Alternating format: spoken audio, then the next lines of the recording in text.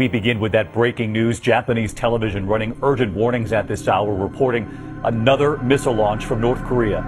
Japanese television reporting the missile has passed over Japanese airspace. Several population centers have now been warned.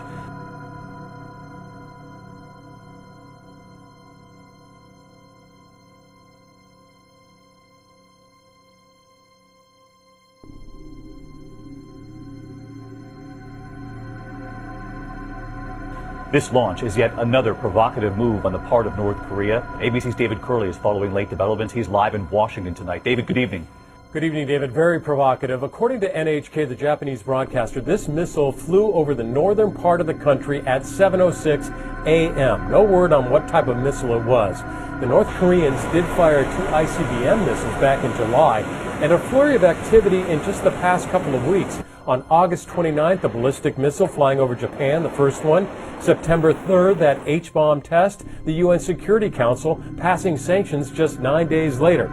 And now today, the second missile to fly over Japan, according to NHK, but we do not know what kind of missile. No word from the Pentagon on this action by the North Koreans. The Japanese government is saying it went over Japan into the Pacific. Let's go live now to senior foreign affairs correspondent Greg Palcott in Seoul, South Korea right now. Greg. Brett, we're getting the information from a variety of sources. It appears that this projectile, this missile launched from the area around Pyongyang, the capital of North Korea, just a little bit before 7 a.m. local time here in the Korean Peninsula. That would be about a half an hour ago. It then flew eastwards, and by all accounts, it crossed the Sea of Japan, and it crossed the Hokkaido Island, the northern island in the archipelago of Japan, and apparently went further through into the Pacific Ocean. Now, this is the second time that this sort of trajectory has occurred with missiles coming from North Korea in recent weeks. It has alarmed Japan.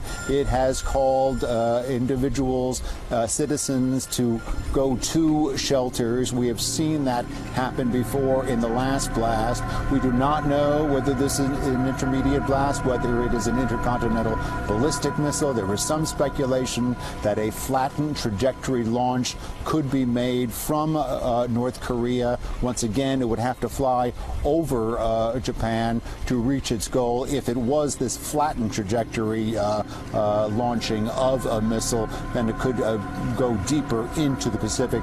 We're waiting on that now. Of course, all of this is happening while North Korea very busy with its own rhetoric, its own talking, not just about the United States, but in fact about Japan during the day. Let's take a listen to what's been said today.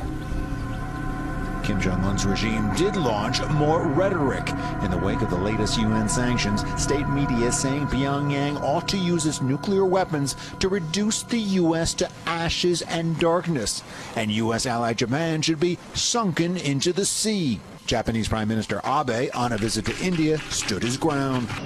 The whole of the international community must fully implement the recently adopted United Nations Security Council resolution and force North Korea to change its policy. Secretary of State Tillerson in London, meeting with UK Foreign Secretary Boris Johnson and others, also promoted the UN resolution. Additionally, he called on North Korea ally China to do more. I am hopeful that China, as a great country, a world power, will decide on their own and will take it upon themselves to use that very powerful tool of oil supply to persuade North Korea to reconsider its current path towards weapons development. Back in Seoul, some are more pessimistic about the prospect of reining in the North Korean regime. I don't think, unfortunately, there is any way to stop them now. No way. No way. Leading North Korea analyst Andrei Lankov thinks that the North will resist sanctions and will only come to the negotiating table to freeze its nukes in exchange for concessions. They want to get to the point